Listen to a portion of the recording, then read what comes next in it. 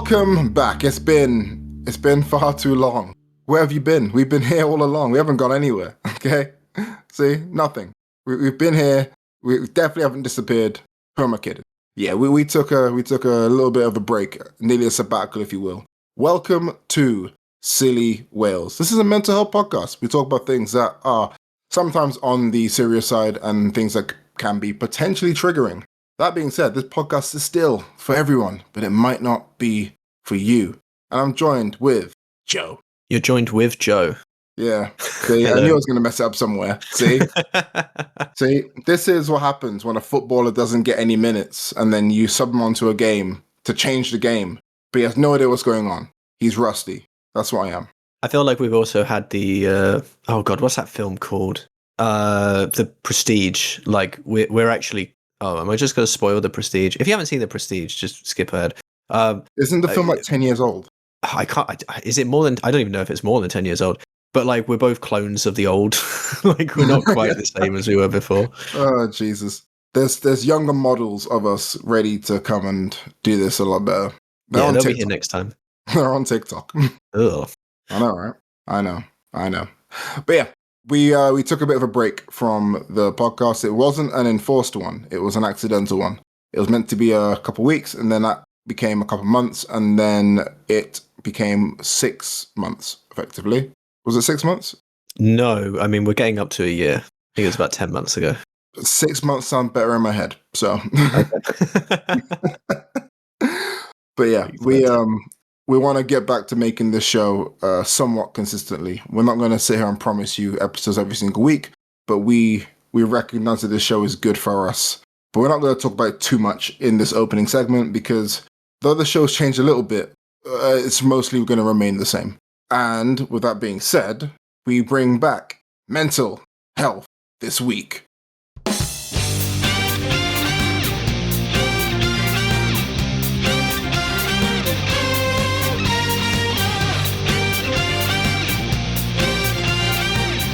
Welcome to Mental Health This Week. The first of... Are we actually talking about this title? Does this title... Should I mention that? I can? Okay. We are looking at the good, the bad, and the ugly. This is the way that we're structuring it for this time, and maybe that will be the case going forward. Recently, I actually don't know how recent this was. It's actually about as recent as like the 30th of April, correct? Yeah, so super recent.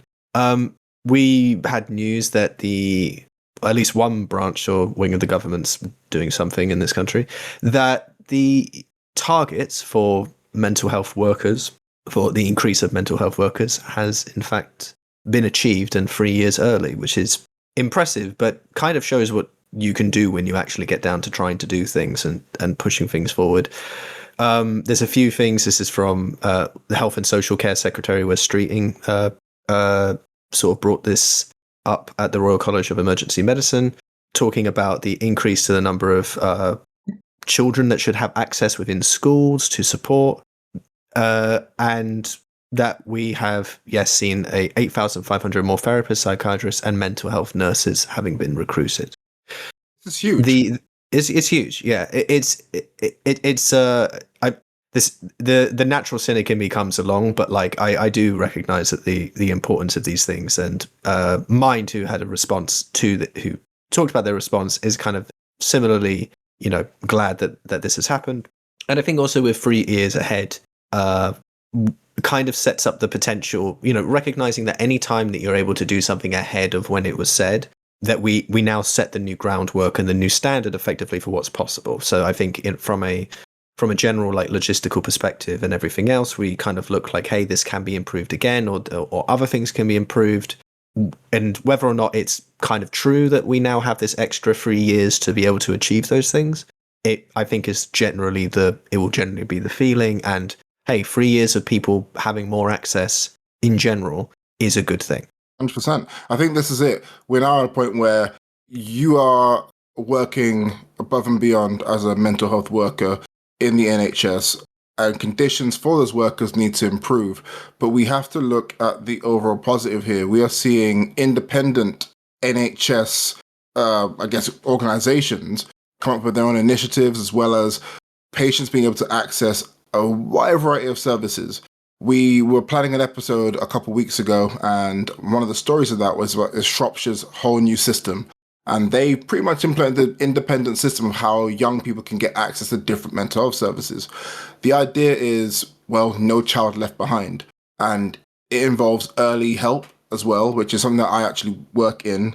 So how can we get to young people and help them before the problems escalate and it requires multiple organizations, multiple institutions? Can we nip it in the bud, or can we offer support early? This government has, to its credit, increased the spending. So 16 billion pounds have been spent now. And it's part of an overall 10-year health plan.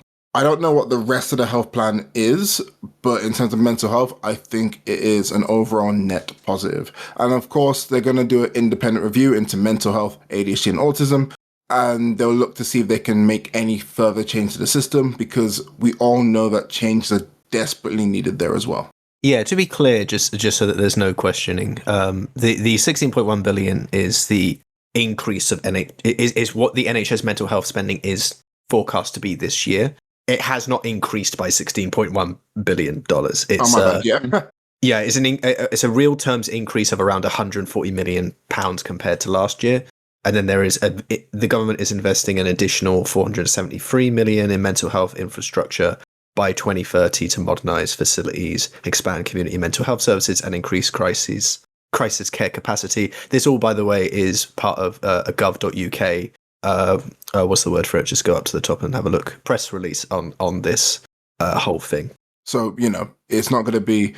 It might be slightly biased, but what that means, though, in terms of infrastructure improvements, that means they say community mental health services.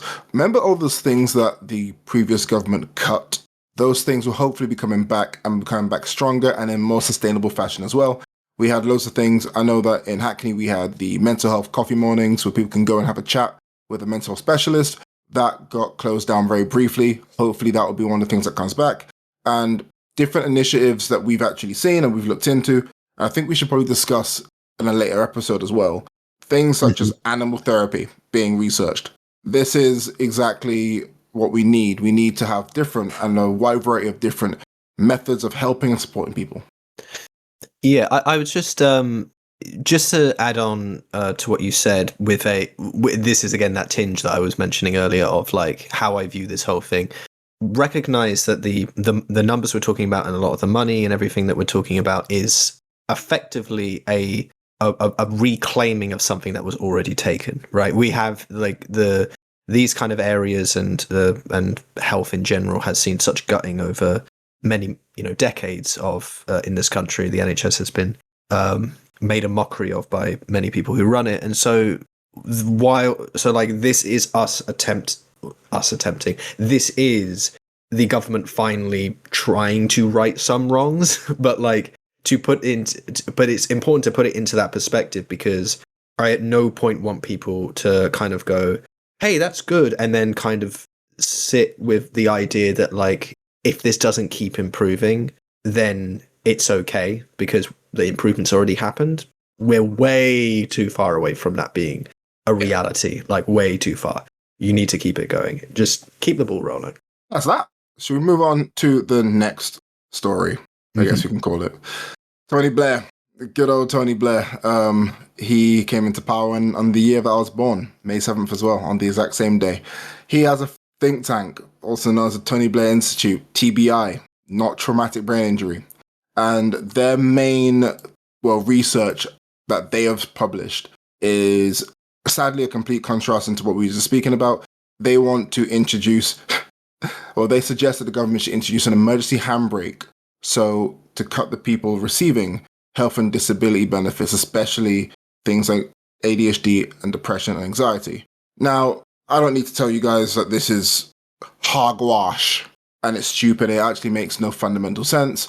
But if you look at Tony Blair as a politician, if you look at the government that he was a part of, this isn't really that surprising. This is centre-right politics, and it is sadly where we attack the lowest common denominators, and that's people who aren't really able to speak up for themselves. So MenCap, again, a charity that I know fairly well, is a learning disability charity. they have called this deeply unhelpful and ill-informed. That's because it is. ADHD, depression, anxiety, mental health conditions can limit your ability to work. It can limit your ability to live day-to-day life, and it can disrupt your sanctity of life as well. So that comes with, well, a lack of financial safety. And the idea that these things should be cut because, we need to save money is kind of what has got this country in this current financial situation. Cutting things from people who need it, and then the only people benefiting are people who are privately investing. So I don't know whether or not we're going to see anyone action these things, but I can guarantee that if the Conservatives or Reform or the other offshoot far-right party gets in charge, they'll probably look to this and they'll probably look to enact this. Heck, they've already campaigned on it. The idea that people are stealing from the system has been around for decades, and it will be around for further decades, because this is how right-wing politics works. It's a constant attack of people who are deemed lesser than. Yeah, I mean, a lot of the rhetoric in reading over this BBC article, where obviously they're taking lots of quotes and things from the Institute and from people within it, so much of it is pushing a narrative about long-term dependency and a lot of the kinds of things that you will find when discussing benefits. And, I mean, they bring up, for example, well, I shouldn't say they bring up as such. They conduct a polling of more than 4,000 adults, which is a very small number, by the way, across Great Britain, conducted by YouGov for the Tony Blair Institute, suggests 54% of voters believe the welfare system is too easy to access and does not do enough to prevent misuse. I can't tell you, I can't explain to you just how poor it is to have only 4,000 people in a country with over 65 million, I think over 70 million adults now, or 78 million people, sorry, but it's certainly a very, very, very large population of adults. It's also done by a pollster that is bankrolled by conservatives, but also you get paid to do these surveys. You get paid money to do YouGov surveys, which means that not everyone's accessing these surveys. You have to sign up to YouGov to do these things. So it's 4,000 people who are effectively cherry-picked to do this. Yeah, and the point I'm trying to make is that, like, this is apparently the way in which this institute is trying to suggest that there is that this is a factual point, as opposed to having been a propagandist point for, again, I use the word, I keep wanting to say years, and I realize decades is a necessary statement to make for this, and from a cultural perspective, arguably hundreds of years, centuries. That the idea that, like, people are kind of in constant state of misusing obviously the welfare system has been around not for 100 years, but any sort of system or charity, right? And I very much this obviously bothers me in a particular way, because, again, it's trying to it's trying to use it's trying to do two things. It's trying to use mental health as a vector or not vestal, like a vehicle, for a certain kind of political or like certain kind of ideological notion that really wants to break down what the welfare system can provide, and this can then be applied. They can use this to apply to immigration and immigrants and or migrants and to and just to the poor in general, right? And then there is the secondary thing which is happening, which is that from the other side, using what is already a very charged subject of migration, of talking of this perspective that the true, like, enemy of society is the people. It are these kind of groups, poor and migrant. That these are the kinds of groups that are causing the downfall, and that mental health is now, and it's attacking mental health services and the ideas around mental health by saying, or by sort of drawing the association in line by saying, this thing we have deemed as bad is is actually the idea of mental health is now this like extra thing that we are using that is being used as a way to like protect these groups that are fucking up your country or taking your job or making your community feel unsafe, even if it's not unsafe. I mean, to go off on a tangent slightly, the amount of of stuff on like TikTok and social media that is literally bullshit, like showing a video that is and talking about London and saying decrying about the crime of London, while the video is not only not in London but is very specifically like is attempting to draw these lines, and it's not because they want to. It's not just because they're doing something bad. It's because they've chosen to choose a place that is far more multicultural and try to ascribe that the thing happening in the video is because of this thing. And again, there's a whole the reality is that there is a constant struggle is certainly the wrong word. There is a constant battle and attack on groups of all kinds by people, whether they realize it or not, to the detriment of everyone. There is, and again, loads of people are benefiting off of this, grifting off of this and stuff like that. So that's why they're doing it. And then there are lots of people who are just unrelentingly spreading it without realizing, or just lazily and ignorantly just adding to the noise. And again, there becomes a cycle then within the propaganda of it all that makes people think that reality isn't real, and that this fiction, this fantasy that has been not just like created but truly manufactured is true reality, and that's what's going on. And again, and this cycle continues. So just as a kind of overview, like this is where my brain sits in this. The larger overview of what this is, and again, this is a fucking think tank. So yes, this is what think tanks do so often. And again, look up the Tony Blair Institute and look into what they've already done and look who backs them and all of this sort of stuff. And you'll see it's this larger overview that needs to be understood within the context of not just within like the things I've already discussed, but truly for people with mental health issues, and for people with and for people who are learning or understand or have people they know with mental health issues, or just even if you're struggling yourself, even if not necessarily with a particular diagnosis in the back of your mind, or a particular disorder or whatever you want to call it. For everyone involved, this needs to be understood as the kind of larger overlay on top of all of this, because otherwise it's very easy to feel lost and get swept up in this environment. Yeah, that's what it is. This is division. It's sowing division. That's what the main role of this is. Tony Blair's a recognizable face, but he's also a recognizable face who is, to a lot of people, a popular and positive face as well, given the absolutely awful prime ministers we've had since he was prime minister. So it's very much as you put it earlier, a grift. And this is what these think tanks do. And people will quote this think tank, they'll source it out, they'll look at the polls. And just to further cement the point, Nadim Zahawi is the man who founded YouGov. He was Conservative Minister of Parliament. Guess where he is now? He defected to Reform. So this is a guy who was right-wing and went far right, even further right. So you have to ask yourself, are these polls reliable? How many people are being, polled? How many people are being asked these questions? Also, what are people being paid to do these polls? Like, this is the same YouGov who also said that there was a quiet Christian revival happening. Right. So, there's only so much that you can do. I wouldn't say take it with a pinch of salt. I'll say a singular grain. But yeah, this is where reading comprehension and the ability to block out grifting noise comes into play. And that was Mental Health this week. The good, the bad, and the ugly. Guys, it's good to be back. It is.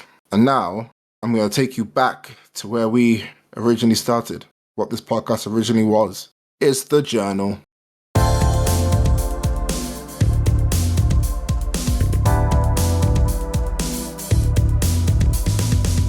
So, we have had a lot of changes in our lives. Yeah, I tried to lie and say it was 6 months. It's been close to a year. We've oof, I actually don't know how to describe the situation. I have to kind of unpack it. Neither of us are living in the places that we were living before. Yeah, we both moved. We both moved. We've had major changes in terms of not just living, in terms of the lives that we effectively live, where we've been. We have to catch you guys up, and we're on limited time. Who's first in the running order? You are. Okay. Thank God for that. Joe, Yeah, please. I mean, I think my story is a lot less interesting in that, like, you know, I'm still living in Worcester, quite a different area than I used to live. It's had its ups and it's definitely got its upsides and its downsides, but generally speaking, I would say, at least just in the state that I'm at now, I feel I feel good at where I am now. I think the difficulty for me is that there are definitely things that will make changes, and I'm still you know, big changes for me that I'm still looking to explore and improve in an area of.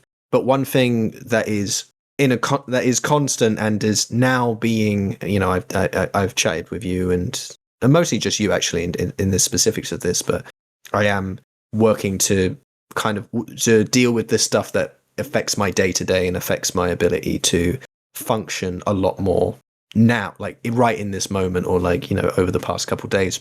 And that is sort of just always going to be, you know, how it's like you can always run but you're always there, like, kind of thing. It's like it doesn't matter where you go to, you're still with you. So that's just a thing I'm working on right now for me personally. So the move or any sort of work stuff and everything that does have its implications, but it's I think it's slightly it's more kind of supportive, or it affects what is the key, you know, thing going on. And mostly just because I don't want to go into it, I'll probably talk about it on later episodes, like, and also when I have more time to see how I'm functioning and everything. Yeah. And I'll probably go into it much more later. Yeah. You talk about your moving thing here before we Right. talk about like what has happened in our lives otherwise. Jesus. Well, like, here's the thing. I'm a Hackney native. We're both Hackney natives. Yeah. So I've moved out of Hackney to a different part of East London. And let me say that the moving process was probably, without a shadow of a doubt, for me, one of the easiest things I've ever had to do. For me. For everybody else, it wasn't. So my ease, my like lack of stress meant that I was stressed. Because you kind of realize that you're not the only cog in this system. You're not the only spoke in the wheel. So when you're all chilled out and relaxed, everybody else around you needs to also match that energy, or it all goes tits up. So it went tits up. We took ages to find a place to move, and by the time we found a place, we were really hesitant about it, and we went from having no options to having 3 different options, and we were worried about picking the wrong one because decision making is difficult. Mm-hmm. And on top of that, you also have people like applying pressure. It was very stressful, but we made it. It was good. Toga, mentioned on the show before, friend of ours, helped me move. I've had multiple trips to the greatest place, the place where all roads lead to, Costco. And we have so much toilet paper, so much kitchen roll. They do great cookies. You know, we figured it out. So we've been here for a few, maybe 4 months now, and it's been relatively easy. And I'm in a rhythm of some sort. I can get to work relatively easily, I guess. I can visit people. Everyone's sort of local, and I have good connections if I want to travel to, say, Worcester. And yeah, I can't complain.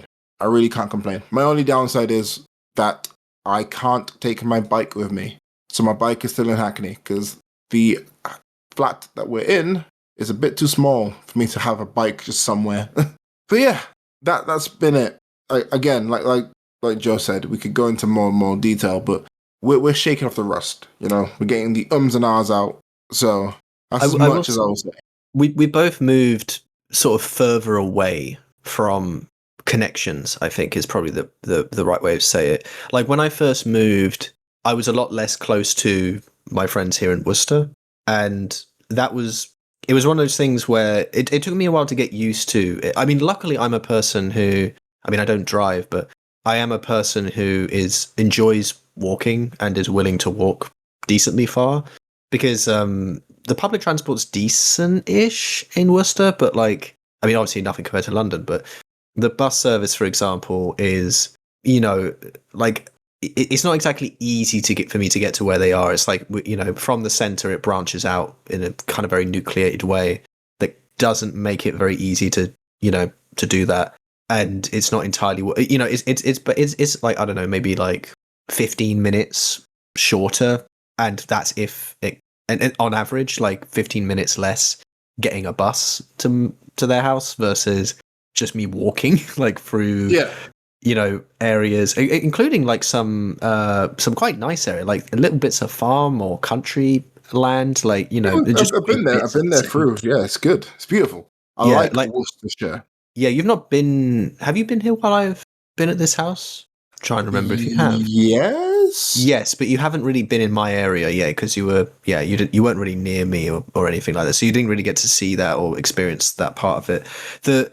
But now, having like had the experience enough, and like I've left their house at, I don't know, like 12 o'clock or whatever, and I walked the whole way. To be fair, now Kez can actually drive, so like he's helped me out like a couple of times now, which has been useful. I mean, most of the time I have just been walking, but it's been nice to for that as well. But the main thing I was going to say for you, probably less so than the connections, because you're still in London and you're still relatively connected. You've just added on a little bit extra, and of course the bike stuff. But is the fact that this is the first time that I know of that you're living in London, not with your family, and you spend most of your life living in your family's house. Like all of our recordings, outside of being at my family home, was at yours. Yeah. And so, it's been, just talk to me about that a little bit from your perspective, because obviously I know you have lived on your own, like more independently from that, but just for the purposes of this, like you have spent an extended period of time, with them. I don't know when the last time, I guess you're living in France was probably the last time that you were away from all of that, and like from London as well. I did also live in North London very briefly before, like right before we moved here to the east of London. So I lived in Topham Park. I can drop the location there. If you want to go and hunt for me, you can. You won't find me.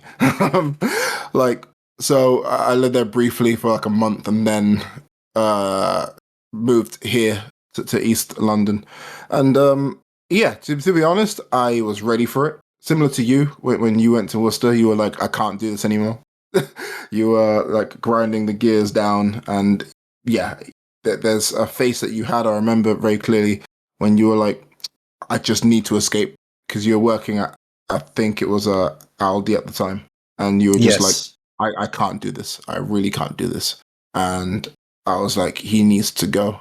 And it felt really like selfish in a way, being like, I don't want him to go, because I remember the exact conversation. I remember where we were by the canal. The minute you left, I realized the time that the minute you left, the time was ticking on my own little bomb. So I was like, I have to make moves here, and be it with somebody, be it without somebody, I have to like do this. So I did, and I planned, worked extensively, did extra jobs elsewhere. I put the time in, and it worked out. And to answer your question of like to describe the feeling, it is euphoric, and it is very strange, because when I was living at home anyway, like this time last year, I was still very independent. I was just cooking my own stuff. It felt like I was more of a lodger than a child, mm-hmm. which is it has its perks and it has its tribulations. So overall, it's been a good experience. It's been good to. I actually like the idea and like the feeling of cleaning your own home and knowing that you're responsible for things being tidy, and if things are messy, if 9 times out of 10 I'm gonna throw them under the bus, it's not me. But like even that, there's a pleasure of like cleaning it, doing the bins, making your own space look better. Like I had my work phone making noises. Like Unprofessional. I know, right? But it's just like it means a lot to me to be able to have that freedom of expression as well, and that's what I'm trying to do right now. Like we counted my football shirts. We predicted that I'll have like 200 and something. Turns out I have like 186 shirts, which isn't enough. The goal is 1,000 shirts, Joe. So work has to be done here, and I don't think I would have ever counted all of those football shirts if I hadn't have left. So it feels like milestones are being done, things are being counted, and it also is a new level of accountability as well. So bills has to get paid, rent is due. Now what? I would just selfishly talk about this because this has probably been the highlight of my adult life, from as like an experience. Definitely the highlight of this year. I mean, it could get better this year, I suppose, but I'm calling it early. I ended up going to Japan, which, you know, it's one of those things where like you don't really think about like, or sorry, there's certain things that you would like to do in life, but there's certain elements of those things you want to do in life where you think to yourself, it's quite possible I will not do this. Like, it's quite possible that this thing that's entirely plausible, yet is something that I really, really, really want to do at some point, just won't occur. And yet my brother, I mean, it's quite funny. This is sort of an excuse in and of itself, but like, but it's also not an excuse. So my brother has been living in Australia and is in fact coming back to England pretty shortly with a partner, and from Australia, so that's going to be fun. You get to meet them. I've seen them, but I get to actually properly meet them. And as a result, there was a lot of conversation happening in the family about going to see him, but my mum had no interest in going to Australia. I think for whatever reason, there's like, my mum is particularly unimpressed by the concept of Australia, which, I mean, fair enough. I'm not, I think to her, it's like, if I'm going out that far, why would I go to what is essentially a warm version of the country that we're in? You know, you're going across the world for it. And so there was discussions about going to Asian countries, many of which my brother had gone through on his way to Australia. And eventually we decided that he hadn't been to Japan and neither had any of us, and we were going to go. And for my mum as well, like, it was a thing that she was really excited by. And my God, like, we managed to have, how long was it? It was 2 weeks? Yeah, it was 2 weeks. I think in a world, I think probably I would have wanted to be there for free, but you know, you take what you're given. And I mean, just for the fact that, like, you know, it was a direct flight and it was 14 hours, you know, and it's so you take off like over a day's worth of hours being on a plane. If you're someone who's like my brother, you can sleep on basically anywhere, and he slept going from Australia. He just slept fine, completely fine, and I basically slept. I think probably over the course of both flights, I probably slept about 4 hours, maybe a little bit less than that. Probably like 2 or 3, somewhere in that range, because I can't do that sort of thing. But, you know, nevertheless, Japan was amazing. I truly, like, if I was going to say to you, like, save up for a holiday, I don't think I could not tell you to. I don't think I couldn't say to you, like, oh, Japan is not worth saving up for. It's a very different place.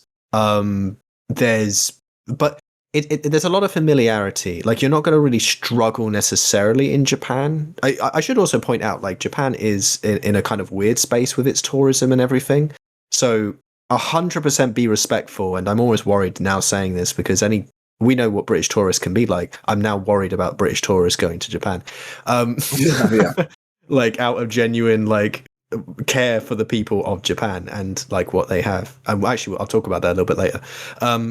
In a completely different segment of the show. Segment, yeah.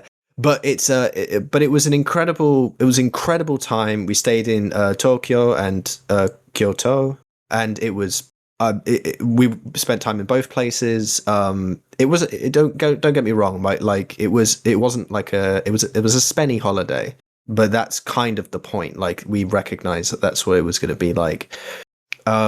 but it was truly wonderful. I'm trying to think what I should point out as like as some of the biggest stuff. The one thing that was surprised me the most of that holiday, because I could talk about all of the things that probably most people know about Japan and know about like maybe some of these cities. But if I was to recommend like something specific for these to go to,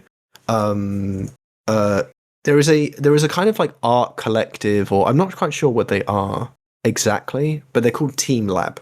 And they have a couple different things in different Japanese cities. And I would really recommend Team Lab Borderless. I believe all of their stuff is digital art, but actually, to be fair, one of them was a lot more. There was still digital art, but a little bit less so in different ways. A little bit more like interactive and like physical stuff, like water things and other stuff. But we went to two. This was kind of like my thing for the trip. And genuinely, I was really surprised by how much I enjoyed going to what was essentially an art exhibition-y thing, or artworks and so on.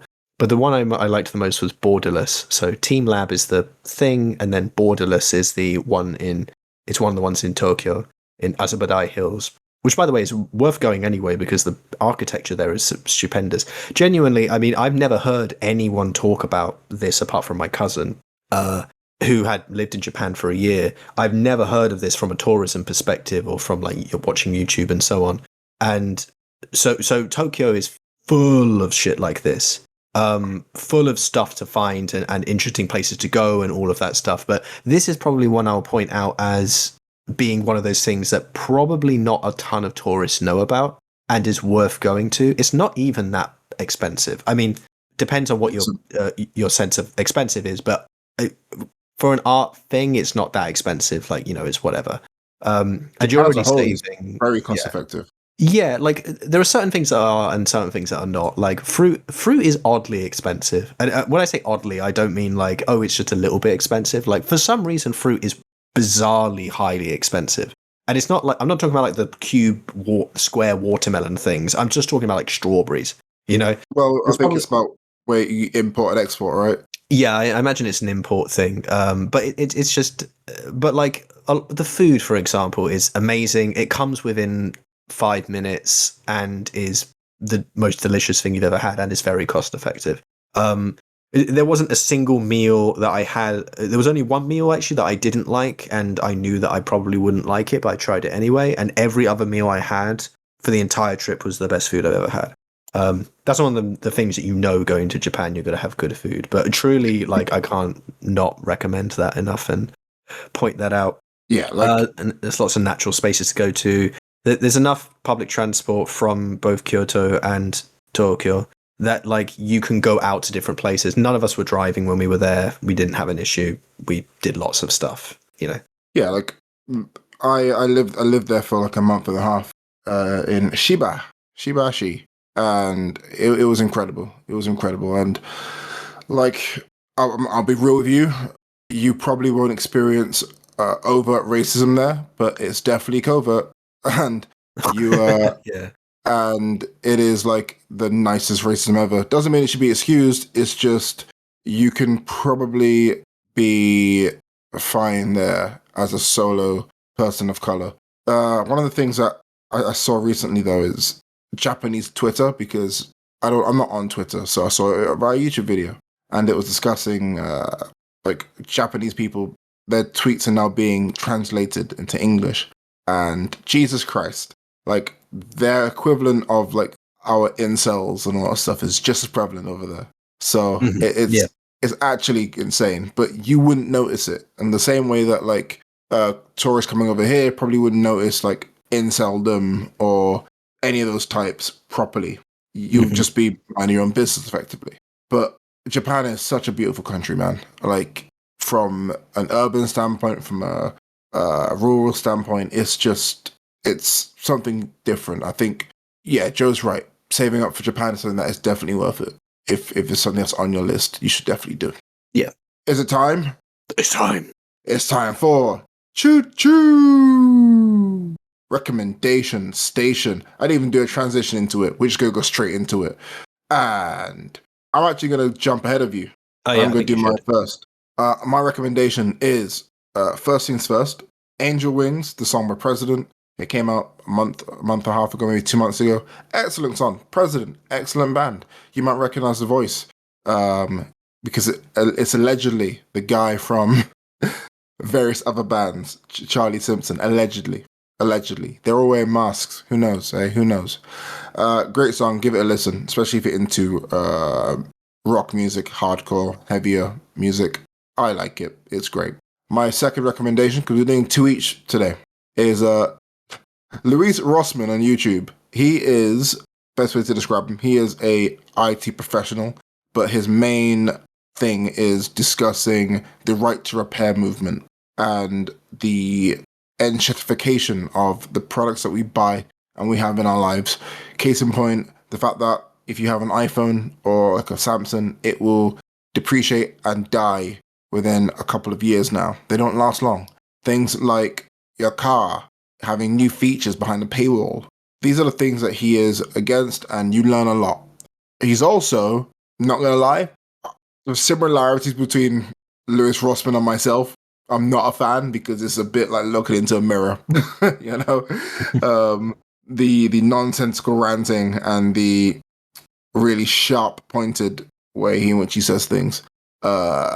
It gets a message across that this is a thing that we need to be careful of.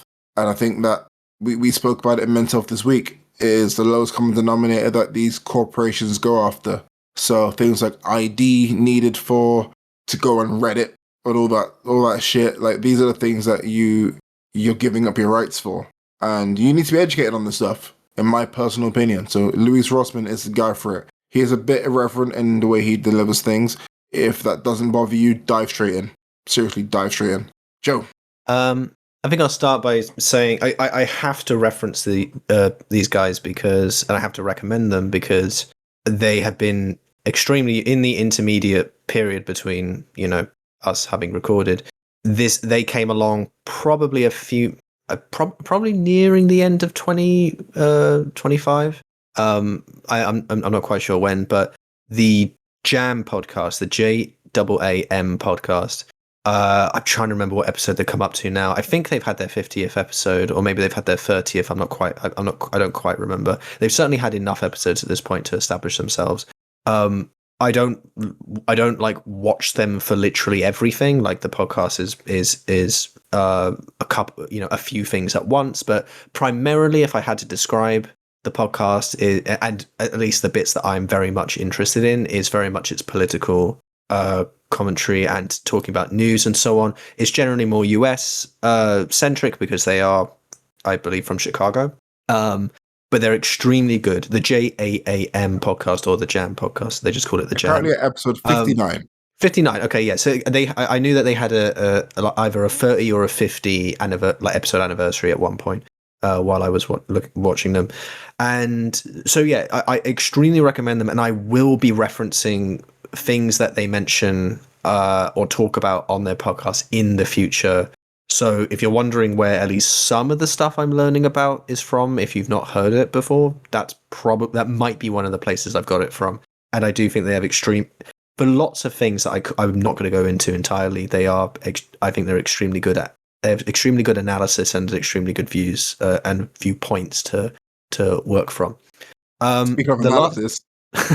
Speaking of analysis, so the other thing I was going to recommend, which is much more recent and prescient, was there was a fighting game community exhibition match that happened, specifically, which will be important, the Kemonomichi, which I'm not going to entirely translate, but it means like animal path or something. But the kind of meaning behind it is far more in line with like a duel or a road walked, a hard road to walk kind of thing.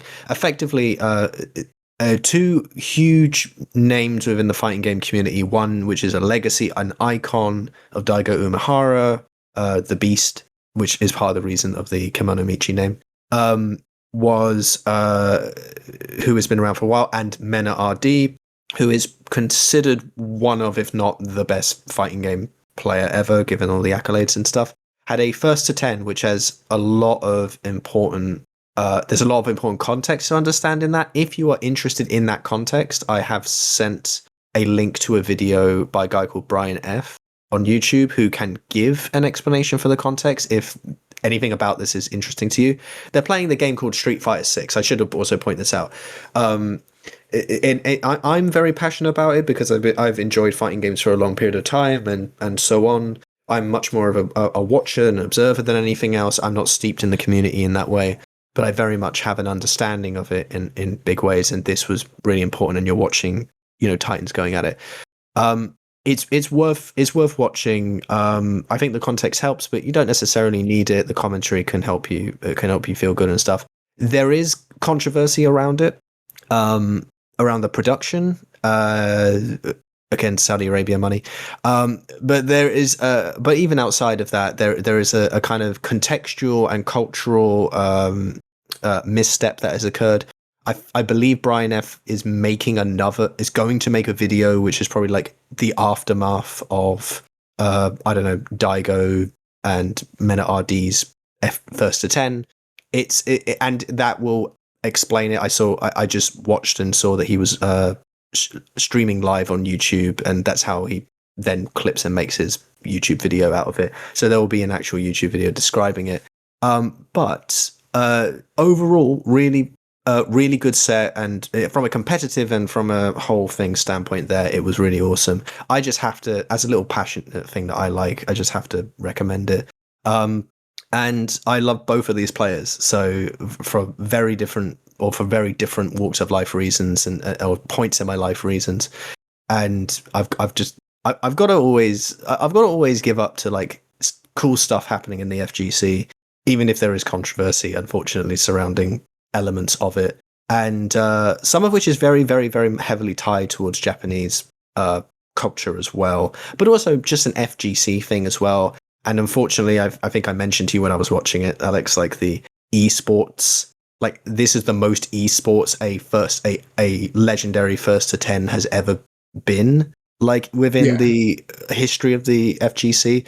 And I said that not realizing the extent to which that was true until after the fact. So I sort of called it, but I had no idea in the moment, just being like interested in it. I wasn't aware of what was happening, although I did notice a couple weird things here and there. And it has come to light that this is a big deal, and the unfortunately corporate interest is heading over sentimental and culture and everything else, both in it from not just a Japanese sense, from an international and gaming sense, and like what communities are based on. And esports has never done a good job necessarily at making that frontmost. And they never will. And they never will, because like these things. Like I remember, I'm a massive fan of a cult web show. That's how old it is.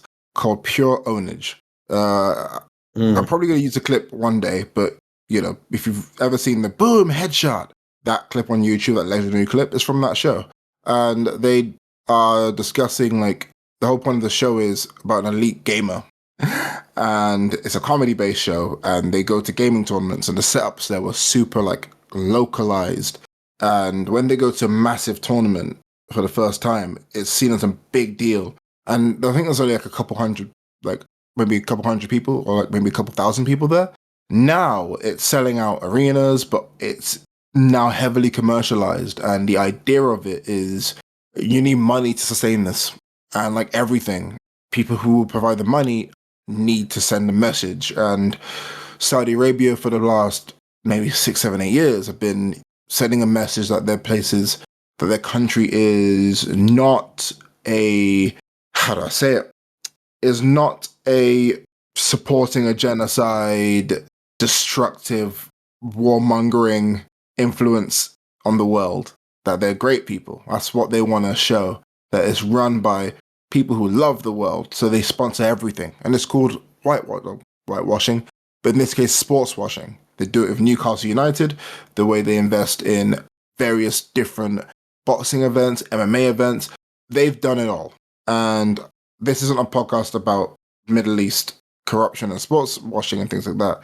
So I'm going to keep it very brief and just say it's coming to an end. It is. They're pulling out of everything around them. You can't diversify your income by buying loads of things. It doesn't work. So hopefully we start to see more grassroots organizations pop back up again without the crazy sponsorships from massive corporations. But yeah, and that's that, really. That's that. That is Silly Whales. It's good to be back. We are episode 52. Our Jesus, I year, know, right? a year anniversary after almost a year of not recording. With that being said, we're going to take 2 steps to the rear and get out of here. Feels good to say that again. We're in the wind. See ya.